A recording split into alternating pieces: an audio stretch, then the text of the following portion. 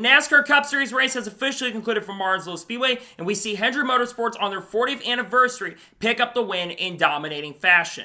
What's going on, guys? It's Daniel, and welcome back to our video. I just got done watching NASCAR Cup Series race in Martinsville Speedway, the Cookout 400. We got a little bit to talk about from this race. Let's go and talk about it. So for the green flag drop in today's race, no one would have to go to the rear of the field. So at the start of the race, you had Kyle Larson lead the field from the inside and Bubba Wallace on the outside, and Kyle Larson got a fantastic run and was able to clear for the race lead on Bubba Wallace. They battled for a couple of laps, but eventually, like I said, Kyle Larson was able to clear, and he started pulling away. He would get a pretty big lead, started dropping at the end of stage number 1, but he would come off the corner and dominate early and win stage number 1 at Martinsville. So then, all leaders would come down pit road with Joe Logano, Ty Gibbs, and Chris Buescher taking 2 tires, while the rest leaders took 4, and Joe Logano won the race off pit road because of that. And Ryan Blaney had to come back down pit road for a second time, and Todd Gillen also got a penalty for a wheel wrench getting stuck in the rear of the car.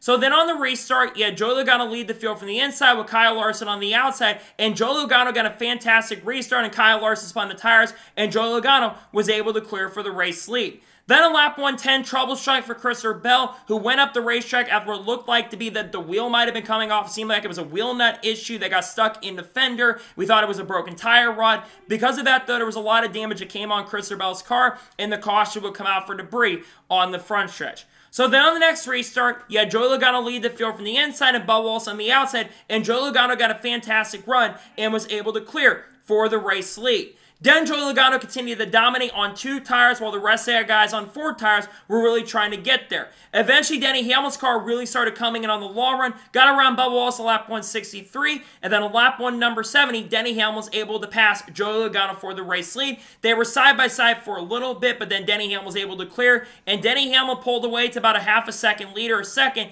and coming out the final corner, Denny Hamlin would win stage number 2. Then all leaders would come down pit road. Ryan Blaney, Ty Gibbs, Neil Swartz took 2 tires, while the rest leaders took 4. And I believe that we saw Denny Hamlin win the race off of pit road. So then on the restart, you had Denny Hamlin lead the field from the inside and Chase Elliott on the outside. And Chase Elliott actually got a fantastic restart and was able to clear Denny Hamlin for the race lead. And then on lap 203, the next caution race come out for Christopher Bell, who spun in turn number 4. It looked like Bell may have just gotten loose in the corner trying to hit the curb a little bit and brought the caution out. And that will be the second to last yellow of this race. So during the caution, Mark Truex Jr., Ty Gibbs, Kyle Busch, Brad Keselowski, Daniel Hemrick, Daniel Suarez would all come down pit road while the rest leaders stayed out.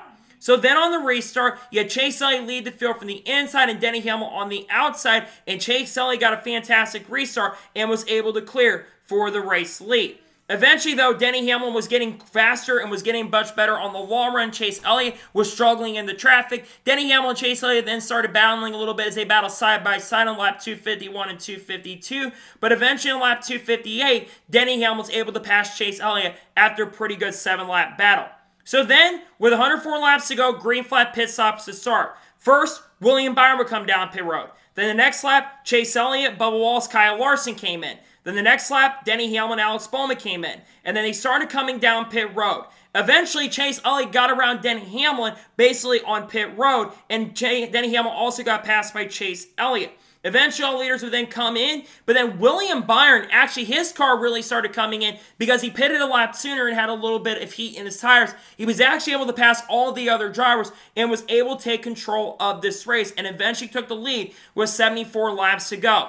And it looked like that William Byron was going to run away with this thing, but with 3 laps to go or 2 laps to go in regulation, the final caution race come out when John Hunter Nemechek had a failure in the right front tire in turn number 3, bringing the caution out, and the brake rotors failed because of that. And that would lead to overtime. So during the caution, Denny Hamlin, Tyler Reddick, Eric Jones, and Ryan Preece all came down pit road while the rest leaders stayed out. That cost those drivers a shot at winning because you probably should have stayed out if you were going to contend for the win. So then on the restart, you had William Byron lead the field from the inside and Chase Elliott on the outside, and we saw some solid racing on the restart, but William Byron was eventually able to pass Chase Elliott for the race lead. And as they came to the white flag, William Byron had a couple tenths of a second lead. There was a crash coming to the white flag, and multiple cars were wrecking coming down the back straightaway, but it would not be enough for the rest of them. And coming out the final corner, on the 40th anniversary of Hendrick Motorsports' first win, William Byron comes off the corner and picks up the win, and we see a 1-2-3 finish for Hendrick Motorsports as Kyle Larson finishes second and Chase Elliott finishes third. William Byron started back in 18th place, and I was really worried, especially of how hard it was to pass today, that William Byron was not going to have a chance or opportunity to get up front. But the one advantage that William Byron had was he was really one of the few cars that could get through traffic all day long. And he was emerging throughout the race. I said this when I was watching this. You're going to have to watch out for William Byron by the end of the race. I knew he was going to be up there by the end. They made a good pit strategy call. That pit stop won in this race, in my opinion. Pitting a lap earlier, I think the teams should have pitted at the same time Byron did, because I don't think they get beat by Byron. But still, nonetheless, congratulations to William Byron. It's such a cool win for Hendrick Motorsports, winning on their 40th anniversary of their first win. I thought Byron was going to be a threat this afternoon. I thought maybe Kyle Larson was going to get done, but still to see Hendrick Motorsports win, that is an incredible story. And to finish 1-2-3, Alex Bowman finished a little bit farther back. We'll talk about him in just a little bit. I think it's a really incredible story. So nonetheless, congratulations to William Byron on picking up the win and the victory. So now we're going to take a look at the race results, and I'll give my score and thoughts on today's race. So William Byron picks up the victory. Kyle Larson finished the second. Kyle Larson looked to have the best car early in the race. Unfortunately, they kind of got screwed a little bit because of strategy with Logano coming down and taking 2 tires. But they still were able to run top 5 pretty much all day long. They led a lot of laps today. This 5 team is still one of the best teams on the racetrack. Great day for Kyle Larson in second place. Also got a lot of stage points as well. Chase Elliott finishes third. His best run in about a year or so. This 9 team was really, really good today. I thought Chase Elliott might be going to victory lane. They faded a little bit at the end, but still to finish in third place. Ran top 5 all day long. A fantastic run for the 9 team in third place. Bubba Wallace finishes fourth. Great day for this 23 team. They probably had about a second or third place car most day. They never had the strongest car in the race. They're up to second or third at one point. This 23 team's been showing a lot more speed, especially as of recently. A really great year for Bubba Wallace in the 23. Got a lot of stage points as well, which is going to help him in the playoffs. A fantastic top 5 run in fourth place. Ryan Blaney finishes fifth. Great run for Ryan Blaney. Struggled early, but his car really came in, especially on the long run. I really thought Blaney was going to have a chance and an opportunity to get at least a better finish than he did, but a top 5 is still a really great run for Ryan Blaney, the highest finishing Ford in the race. Joey Logano finished 6th. They played a good strategy, and they ran top 10 all day. Just another solid performance for Joey Logano. They struggled early in the season, but the 22 team seems to be showing a lot more speed now. They led a lot of laps as well. They finished 6th. Solid run for Joey Logano. Tyler Reddick finished at 7, was able to recover back inside the top 10. Tyler Reddick historically has not been great at Martinsville, so for him to finish inside the top 10, pretty good run for Tyler Reddick. Alex Bowman finishes 8th. He unfortunately finishes the worst of the Hendrick cars. He was a top 5 car a lot of the day, around 6th or 7th. Never really had the speed to get up there as good as the other 3 cars, but still finishing the top 10. Another solid performance for Alex Bowman. Behind the other Hendrick cars, but still good top 10 performance for him in 8th place. Ryan Preece finishes 9th. Decent day for him. Struggled in the beginning of this race as far as back as saw as like 25th. Was able to recover and pitted and got a top 10 finish in 9th. Pretty good run for Ryan Preece, a driver. We don't know what his future will be past this year. Solid performance for him in 9th place. And Chase Briscoe finished 10th. He had one of the strongest cars outside of the Hendrick cars, in my opinion. I really thought that Chase Briscoe was going to be a serious threat today. He did a good job. Gets a very solid top 10 in 8th place. Good run for Chase Briscoe. Denny Hamlin finishes 11th. He had the strongest car outside of the Hendrick cars today. He led a lot of laps. Unfortunately, them coming down pit road at the end cost him a shot and an opportunity to go to victory lane. Still, nonetheless, a solid performance for Denny Hamlin 11th. Good run for him. Could have been better for sure, but I think Denny Hamlin's still one of the best short track racers in the field. Could have been a better finish, but he still does finish 11th. Eric Jones finished 12th. Solid day for him. Ran top 15. Struggled early, but they made that car better and gets a very solid top 15 finish in 12th. Todd Gillen finished 13th. They were in the top 10 near the end of this race. A good day for the 38 team. Even with the issues they had on pit road, they still were able to recover and get a top 10, a top 15, and 13th. Good run for Todd Gillen. Ross Chastain finished 14th, a mediocre day for the one-team standards. One of their better runs they've had at Martinsville nonetheless, but still, they could have ran a lot better today. They do finish 14th. They do get a solid top 15. And Chris Buescher finished 15th, a little bit disappointing considering how well they ran at some of the other short tracks this year. 15th, a little disappointing for Chris Buescher. Kyle Busch finished 16th, better than he's ran the last couple times at Martinsville, but still a little mediocre. They were in the top 10 early, and I thought, hey, maybe this is going to be the turning point for Kyle Busch. But 16th is not bad. Not a great run for Kyle Busch, but not terrible. He finishes 16th. Carson Osbar finished at 17th. Solid top 20 performance for the 77 team. They got to be happy about that. He just needs to get top 20s and top 25s on a consistent basis.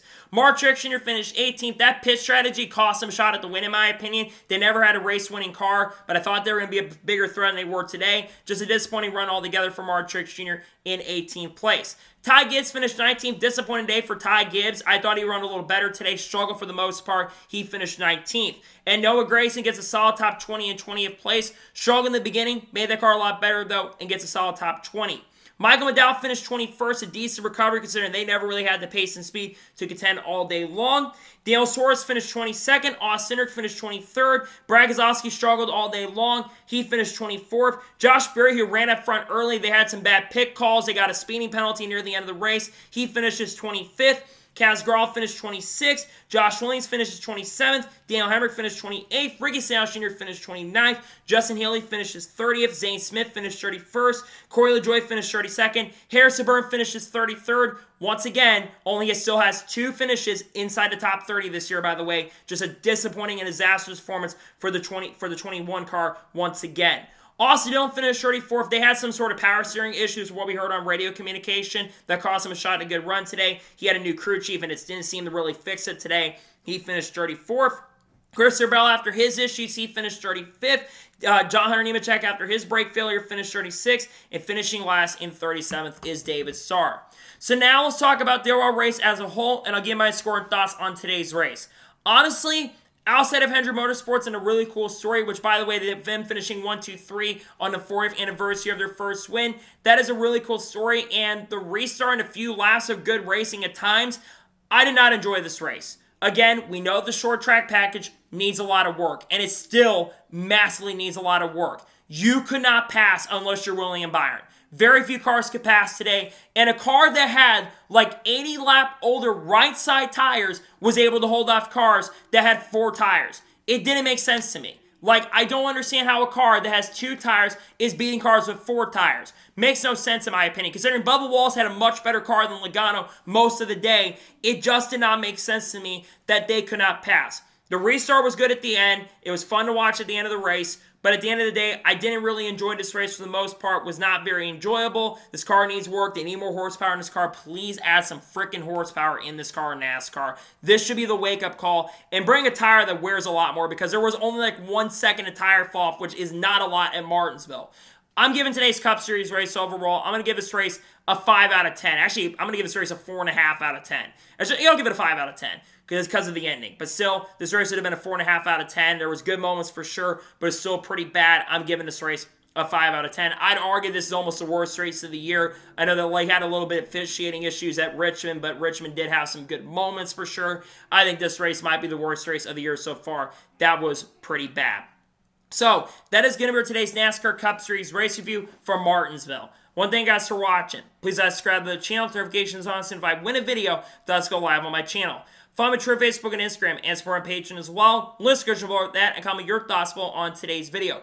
What are your thoughts about the race? Let me know below. Let me know your thoughts in the comments below, and congratulate William Byron on winning. Let me know your thoughts in the comments below. Tomorrow on the channel, we're going to have a NASCAR news video discussing news over the course of the last couple days. We've also had some videos I released by Haley Deegan and Shane Van Gisbergen, and go check those videos out. There's also going to be entry list videos and race picks videos for Texas coming up. We got a ton of great content dropping on the channel that I cannot wait for you guys to check out. So anyways, like I said, I want to thank you guys for watching today's episode, and I'll see you guys next time for more great, awesome NASCAR content and other motorsports content on the channel like this. Take care, everybody.